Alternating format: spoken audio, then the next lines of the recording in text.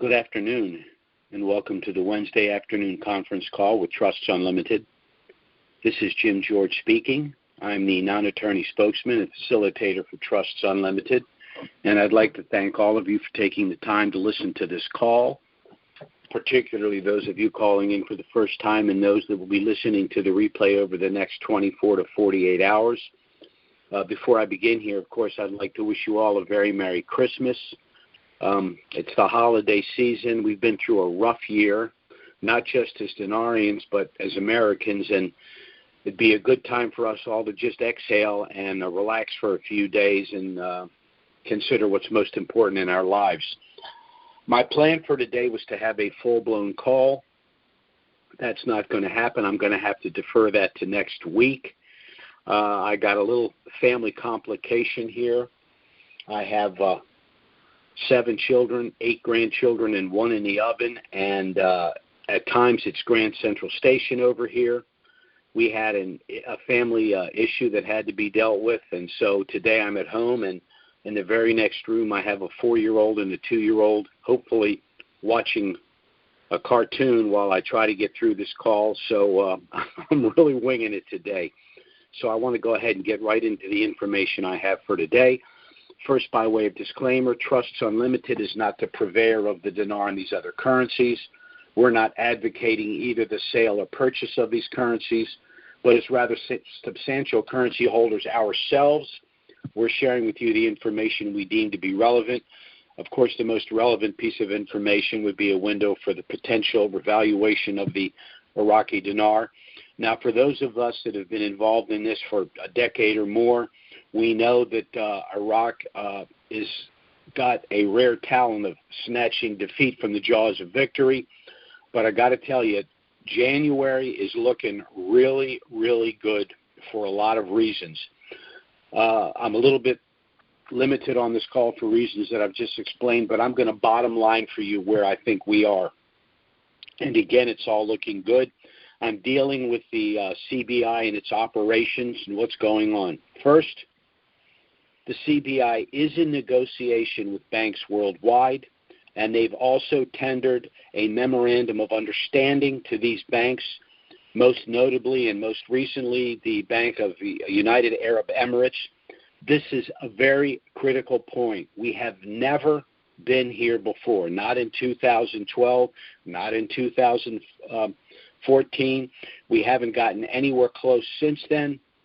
But in order to enter into these formal negotiations and to issue these memorandum of understanding, this makes absolutely no sense unless you have an international currency. The example I can give you would be if you put an offer down to purchase a home stating that you were going to put $25,000 deposit down and finance the rest, and you didn't have the $25,000. In order for the CBI to negotiate with these other banks, the underlying assumption is that they will have an international currency. Second, the CBI at present holds about $64 billion in U.S. dollar reserve currency. This is very important because what this means is they can operate, if necessary, with that reserve currency, and it's sufficient, if necessary, to carry them through the year, if that's in fact what they wanted, although I'm sure that's not the case. But the point is, because they have sufficient reserve currency, they don't need to auction their IQD, and that stabilizes the price at present, which is what needs to happen before the exchange rate goes up. Third, the IMF has a 2% rule, meaning that the rate issued by a central bank and the street rate of a given currency must be within 2% for 90 days. Now, that has been the case with the IQD for well over 30 days, although I do not believe we've gotten to 90 days. But as I've said in the past, if all of the other I's are dotted and all of the other T's are crossed, and they're within this 2%, well over 30 days, I see absolutely no reason, in my opinion, why that would be an issue.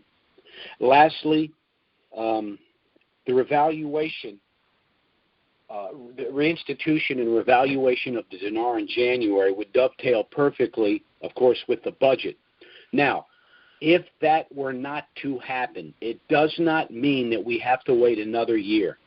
Of course, the worst scenario would be if the central bank were to fail to reinstitute the currency, pass the budget, and then make expenditures at the lower rate of the IQD.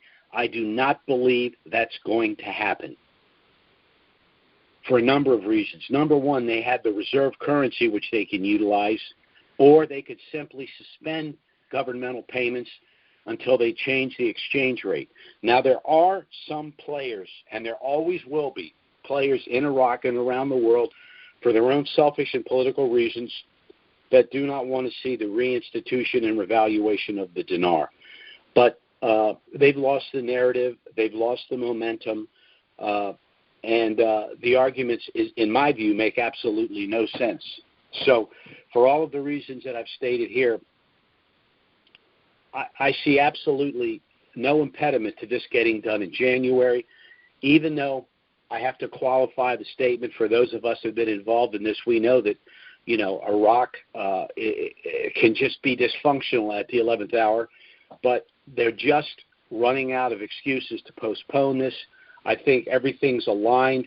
I think CBI is driving the truck right now, and I don't think the other, whether it's the finance committee that's supposed to be overseeing their operations, whether it's the parliament, whether it's the prime minister, I just don't see who can stand in the way. This train's going down the track, and hopefully we're all going to arrive at our destination in this January. Now, I will be doing a full call next week. We did have an issue with YouTube this week. They're still playing games with us, so I'm getting involved now, and I'm going to make it pretty clear that they need to explain to us what's going on. But I believe after my conversation, our calls are back up. I got a number of calls saying, well, you're not on YouTube this week. But my understanding is that we got it back up. And if I have to contact them every week after my call to make sure they do what they're supposed to do, that's what I'm going to do. But we will be back next week. So once again, I want to wish you all a very Merry Christmas, and better strap yourself in, because it looks like this thing could pop in January. While anything's possible, I see absolutely nothing right now that could be an impediment to getting this done.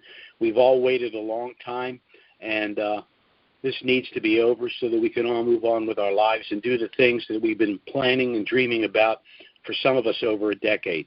So again, have a very Merry Christmas. Thanks for taking the time to listen to this call. Certainly, if something of a dramatic nature were to happen before our next call, I will try to get out an emergency email and schedule an emergency conference call. For reasons I've stated before, there's no way I want to see any of this happen before the new year. But come January 1, the sooner the better, and let's get this all wrapped up. So we will be back next week, noon Eastern on Wednesday, 9 a.m. Pacific. Thanks for listening. Merry Christmas and God bless. Bye-bye.